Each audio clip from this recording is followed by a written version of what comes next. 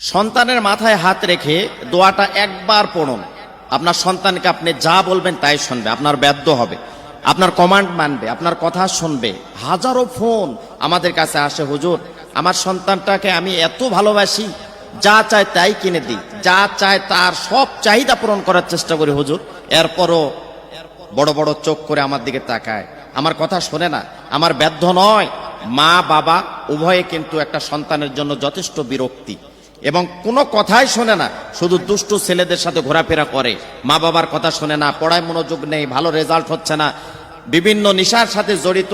ওই সমস্ত অভিভাবকদেরকে খুব কান খাড়া করে শোনার জন্য বলবো যে আপনি এইভাবে যদি আমল করতে পারেন, আর ওই সন্তানকে যখন রাতের বেলা সন্তান ঘুমিয়ে পড়বে, আপনি ওই রুমের মধ্যে গিয়ে, না হলে খাবার সময় আপনার সন্তান যখন সামনে আসবে, না হলে স্কুলে যখন পাঠাবেন, তখন আপনি চুপি চুপি পড়ে যদি সন্তানকে ফোঁ দিতে পারেন, তাহলে ইনশাআল্লাহ আপনার সমস্ত কথাবার্তা এবং আপনার বাধ্য হবে, কোনো কথায় আপনার কথা ছাড়া সে এক ধাপ কোথাও যাবে না।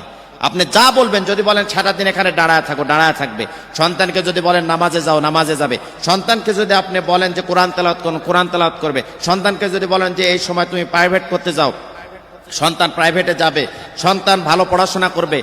একা একা আপনার সন্তান মসজিদের দিকে দৌড়াতে থাকবে, আমলের দিকে অনেক দুর্বল হয়ে পড়বে, আমল করবে এবং ফজরের আগে ঘুম ভেঙে যাবে। আপনার সন্তানকে রাত 9টা 10টা দিকে 12টার দিকে ঘুমাতে যাবে না, এশার নামাজ পড়ে ঘুমাতে যাবে। প্রত্যেকটা কথা আপনার শুনবে এবং বদ কিছু অভ্যাস আছে, গভীর রাত করে ঘুমানো এবং সে 12টা 1টা বা 10টা 11টা 12টা পর্যন্ত দিনের ঘুমানো, এই যে বদ যতগুলো তার অভ্যাস আছে, সব অভ্যাস থেকে সে ফিরে আসবে ইনশাআল্লাহ।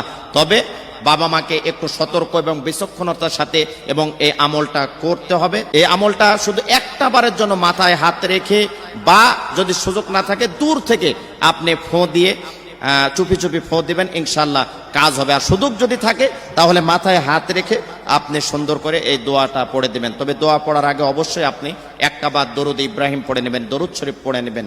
দরুদ শরীফ পড়ার পরে আপনি এই দোয়াটা পড়বেন যে সুবহানাল্লাহ, আলহামদুলিল্লাহ, লা ইলাহা ইল্লাল্লাহু, আল্লাহু আকবার।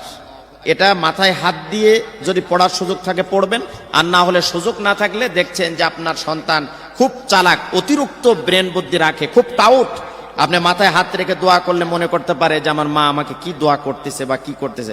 যদি আপনি হেকমতওয়ালা হন তাহলে অবশ্যই আপনি বলে দেবেন যে বাবা তুমি বাইরে যাচ্ছ, একটু দোয়া করে দিই। কিন্তু এই দোয়াটা আপনি পড়ে দিবেন, ইনশাআল্লাহ কাঙ্ক্ষিত ফলাফল আপনি পাবেন। কোনো জেদ থাকবে না, কোনো কান্নাকাটি থাকবে না, কোনো রকমের আপনার বিরক্ত করবে না, অহেতুক বিষয়ে আপনাকে ডিস্টার্ব করবে না। মেধাবী হবে, বুদ্ধিমান হবে, আমল এলমিয়াতের ভিতরে থাকবে, ব্রেনিয়ান্ট হবে, বিচক্ষণ হবে। আপনি ইঞ্জিনিয়ার বানাতে চান, ডাক্তার বানাতে চান, আপনি হাফেজ, মুফতি, কারি, মুহাদ্দিস, আলেম বানাতে চান, আপনার সমস্ত নিয়াত আল্লাহ পাক কবুল আর মঞ্জুর করে নেবে। আপনি মাথায় হাত রেখে, না হলে দূর থেকে সর্বপ্রথমে দরুদ শরীফ পড়ে নেবেন, এরপরে বলবেন সুবহানাল্লাহ, আলহামদুলিল্লাহ, লা ইলাহা ইল্লাল্লাহু, আল্লাহু আকবার। এই দোয়াটা আপনি পড়বেন। শেষে আর একটা বার দরুদ শরীফ পড়বেন, আগে একবার দরুদ শরীফ, পরে একবার দরুদ শরীফ, আর কাঙ্ক্ষিত দোয়াটা আপনি পড়বেন সুবহানাল্লাহ, আলহামদুলিল্লাহ, লা ইলাহা ইল্লাল্লাহু, আল্লাহু আকবার। এই দোয়াটা আপনি আমল করতে থাকবেন, দেখবেন যে ইনশাআল্লাহ এটা 1 সপ্তাহের মতো আপনার সন্তানকে আমলের ভেতরে রাখেন, আপনার সন্তানটা নেককার হবে, পরেজগার হবে, আপনার মতো করে আপনি চালাইতে পারবেন, মানুষের মতো মানুষ হবে, দুষ্ট হবে না। এলাকাতে একটা সুনাম বয়ে যাবে যে এটা কার সন্তান, এত চরিত্রবান। আল্লাহ আমাদের সকলকে, আমাদের সন্তানদেরকে যেন আল্লাহ পাক কবুল করেন, মঞ্জুর করেন, আমাদের সন্তান যেন নেক সন্তান হয়। মালিক তুমি আমাদের সন্তানকে কবুল আর মঞ্জুর করে নাও, আমিন। সন্তানের মাথায় হাত রেখে